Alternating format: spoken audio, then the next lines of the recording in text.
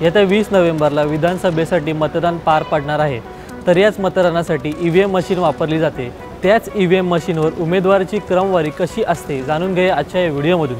ईव्हीएमवर सर्वात वरती नोंदणीकृत राष्ट्रीय किंवा राज्यातील पक्षांना स्थान देण्यात येते।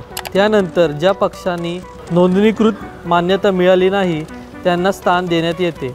तर सगळ्यात खाली अपक्ष उमेदवारांचं नाव ईव्हीएम मशीनवर लिहिलेलं असतं।